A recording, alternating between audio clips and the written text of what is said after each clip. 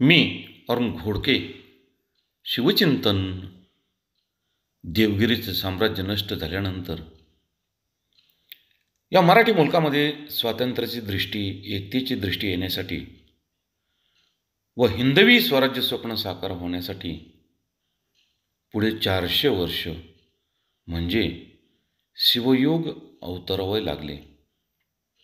या देशामध्ये आपलाही राजा होऊ शकतो, छत्रपती होऊ शकतो, छत्र चामरे मिरवू शकतो, हिंदवी स्वराज्याचा अधिपती होऊ शकतो, हे दाखवून देऊन या देशाची व तमाम देशवासियांची प्रतिष्ठा वाढवली ती राजा शिवछत्रपतींनी.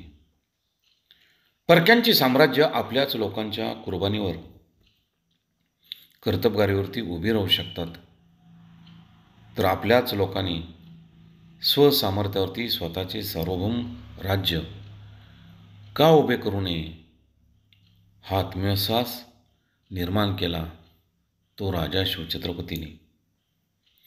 ज्या देशभक्ती हिंदुस्थानी परक्यांच्या नाकावरती टिचून छत्रपती होऊ शकतो हे जगाला सर्वप्रथम दाखवून दिले ते राजा शिवछत्रपतींनीच.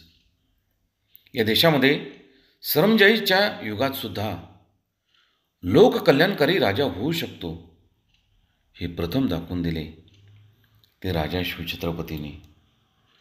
बहुत काय बोलणे. राम कृष्ण हरी